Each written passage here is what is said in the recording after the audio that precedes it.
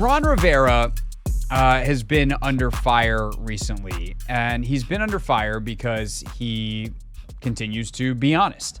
And I think there does come a point where honesty and transparency can be your enemy as a football coach.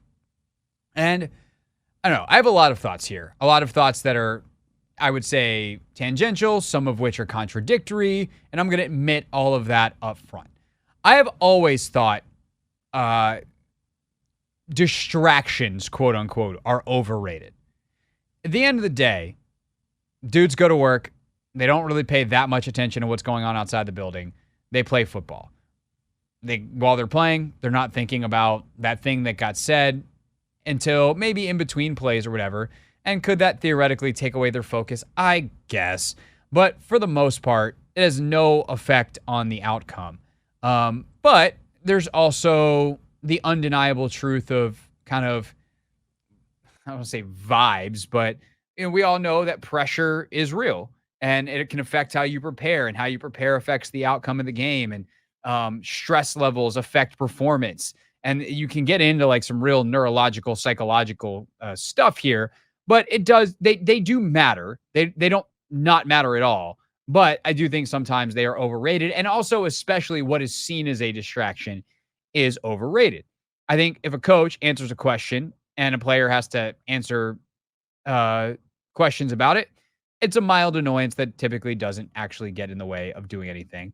And sometimes it's a nice distraction away from something more serious that doesn't get the attention that it should and mount the pressure that it should, because everyone's focused on the shiny object distraction.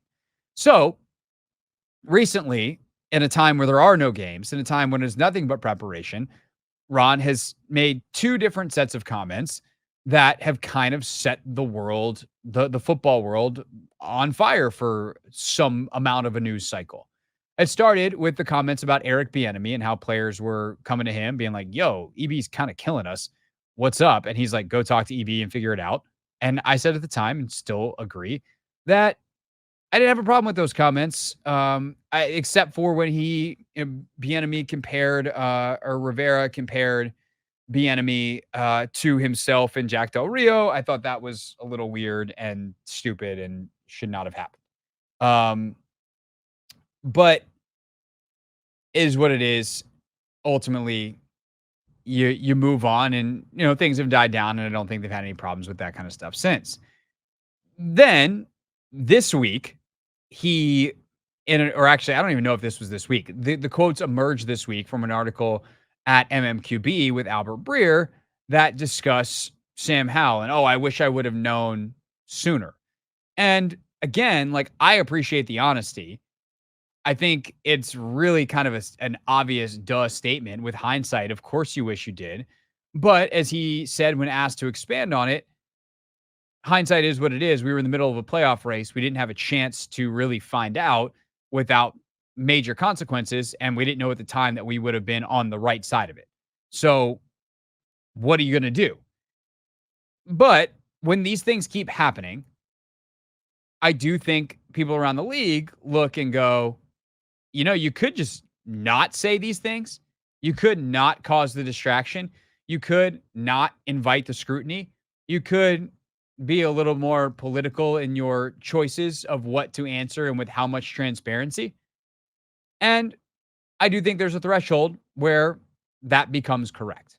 So I think the bigger problem would be if Ron wasn't aware that when he does these things, there would be something to answer for.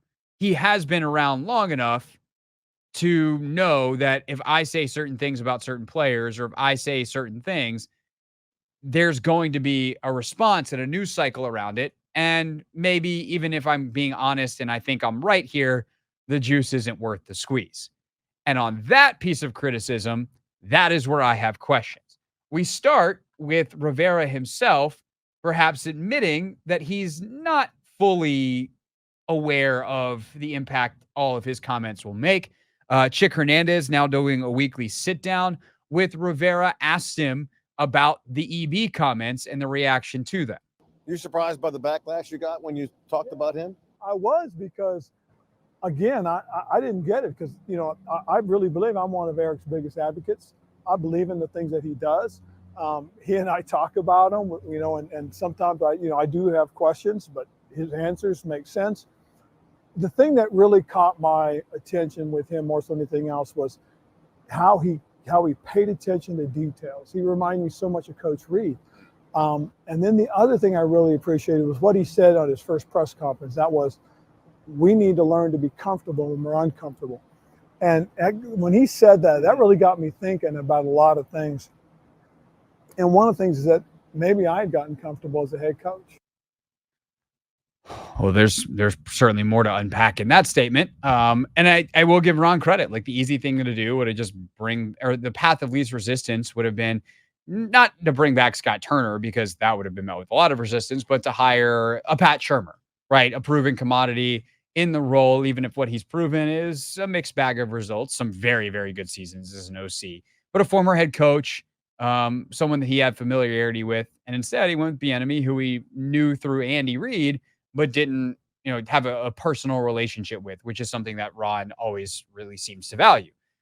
Okay. But the fact that you're shocked that, I was being his biggest advocate, man, being somebody's biggest advocate and saying the things you said, especially comparing himself as not as good as you or Del Rio because he hadn't been a head coach and he has a different perspective. That's not somebody. Let me put it this way. If that's my biggest advocate, I need to find a new biggest advocate. I do think that one's a little bit twisted, though, because the main point Rivera was making is that he was endorsing EB's methods. And if that's how you feel, and you think that's a good thing, which, by the way, I agree with Rivera on, it is just hard for me to criticize him for that. But the way he said it, he probably should have known.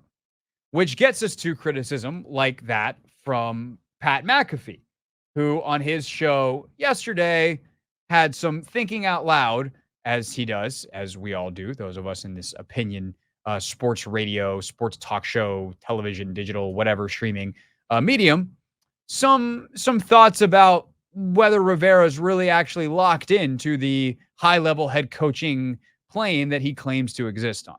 I do believe as a football coach, though, his time is done. Yeah.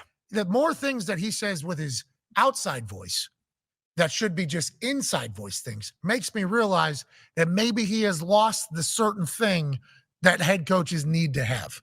For instance, not good to say, especially a guy that gets drafted to be potentially the future, to say, I had no idea this guy was good. Yeah. Really? Do you know what I would have done if we knew this guy could play football like this? Jeez. And what we all liked about Sam Howell was how strong his arm was. Yeah. I couldn't even imagine at practice what he was doing. Exactly. Whenever he's just reading off cards, going against the defense, I'm sure the defense is like, hey, this guy's got a fucking hose over here. Cannon. And Ron Rivera's like, I don't want to see the film.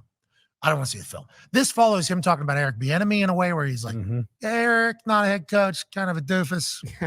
It's like, all right, that's inside voice. Might be real. Should not be saying that publicly. Had to come back. And then if you go back last year, I didn't even know we had a chance to make the playoffs. Yeah. Right. So there's like numerous things now that have happened where I think Ron Rivera, Coach Ron Rivera has lost his fastball. Not saying he's a bad guy, but if I was a coach or the new owner, or if I was a fan or the new ownership, I'd be like, how many of these things that all the incidents, I think you can parse out. It gets to a point, though, where you reach a critical mass. And that's kind of the question now. And I'm curious thoughts on this next. If you want to get hung up on, say that they should fire Rivera before week one, as long as you have something better for me than that, 301-230-0980, we're just at a point in the calendar where making a move like that would be silly. But it is the kind of thing that Josh Harris is going to be considering moving towards next year. So I would ask you this, because realistically, I think you can parse out a lot of these incidents. Is this just media beating up on the Commanders because that's what media has done for a long time and there's been plenty to beat up upon and people are looking for stories? Or is this legitimate criticism? 301-230-0980. Wrap up the show with your calls next. 301-230-0980 here on the Team 980. This is the Hoffman Show on the Team 980 and the Odyssey app.